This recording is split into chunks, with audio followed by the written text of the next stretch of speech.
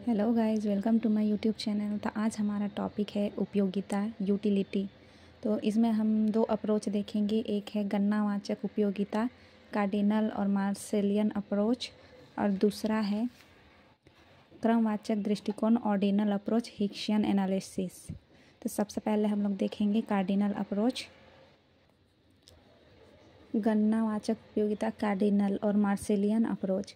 यह मार्शल द्वारा दिया गया है। मानवीय आवश्यकताओं को पूरा करने के लिए किसी वस्तु की शक्ति के रूप में उपयोगिता। जब कोई व्यक्ति किसी वस्तु के उपभोग के लिए अधिक मुद्रा देने के लिए तत्पर रहता है तो उस वस्तु से अधिक उपयोगिता मिलती है। इसकी मान्यताएं, अजम्पशंस। पहला, गणनावाचक उपयोगिता है, इसे मापा जा सकता है। दूसरा, उपभोक्ता तर्कसंगत है। तीसरा, मुद्रा का सीमांत उपयोगिता स्थिर रहती है। चौथा, उपयोगिताएं स्वतंत्र हैं। पांचवा, आत्मनिरीक्षण, आत्मविश्लेषण। आगे हम देखेंगे ह्रासमान सीमांत उपयोगिता का नियम, law of diminishing marginal utility. इसे गोसेन ने पहली बार प्रयोग किया था, इसलिए इसे गोसेन का प्रथम नियम भी कहा जाता है।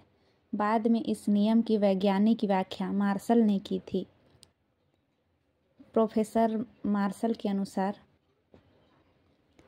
अन्य बातें सामान्य रहने पर किसी व्यक्ति के पास किसी वस्तु की मात्रा में वृद्धि होने पर जो अतिरिक्त लाभ प्राप्त होता है वह वस्तु की मात्रा में प्रत्येक वृद्धि के साथ साथ घटता जाता है। सीमांत उपयोगिता ह्रास नियम को एक तालिका के द्वारा स्पष्ट किया जा सकता है। एक्स वस्तु की इकाई, जब एक्स वस्तु की इकाई 1 होती है तो टोटल यूटिलिटी 20 होती है और मार्जिनल यूटिलिटी 20। जब 2 होता है तब टोटल यूटिलिटी 45 और मार्जिनल यूटिलिटी 25 होता है।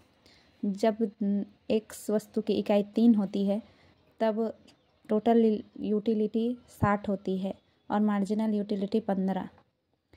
जब एक्स वस्तु की इकाई 4 होती है तब टोटल यूटिलिटी 70 होती है और मार्जिनल यूटिलिटी 10 होती है।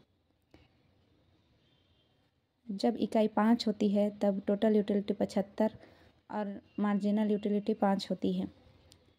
जब एक्स वस्तु की इकाई 6 होती है तब टोटल यूटिलिटी 75 75 होती है, 0 हो जाती है। जब एक्स वस्तु की इकाई 7 होती है तब टोटल यूटिलिटी 70 होती है और मार्जिनल नेगेटिव में चला जाता है, यानी कि -5 होता है। जब एक्स वस्तु की इकाई 8 होती है तब टोटल यूटिलिटी 60 और मार्जिनल यूटिलिटी -10 होता है। इस तालिका से स्पष्ट है कि जैसे जैसे अतिरिक्त इकाइयों का प्रयोग किया जाता है वैसे वैसे सीमांत उपयोगिता एक निश्चित समय तक धनात्मक रूप से घटता है। इसके बाद शून्य होता है और शून्य के बाद ऋणात्मक रूप से घटता है। ऐसी परिस्थिति को मार्शल ने सीमांत उपयोगिता ह्रास नियम कहा है। ये इसका डायग्राम दिया हुआ है।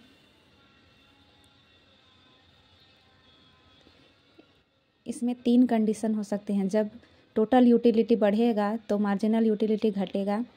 जब टोटल यूटिलिटी अधिकतम होगा तब मार्जिनल यूटिलिटी 0 हो जाएगा। जब टोटल यूटिलिटी नीचे गिरता है तब मार्जिनल यूटिलिटी ऋणात्मक हो जाता है। वस्तुएं पूर्णतः प्रतिस्थापन नहीं होते हैं। दूसरे वस्तु के साथ मुद्रा का सीमांत उपयोगिता स्थिर होती है। आगे है सम सीमांत उपयोगिता, इक्वी मार्जिनल यूटिलिटी। इसे गोसेन का दूसरा नियम कहते हैं। जब उपभोक्ता अपने सीमित आय का वितरण 2 या 2 से अधिक वस्तुओं में इस प्रकार करता है कि प्रत्येक वस्तु से मिलने वाली सीमांत उपयोगिता बराबर हो तो इसे सम सीमांत उपयोगिता कहते हैं। इसे गोसेन का दूसरा नियम भी कहा जाता है।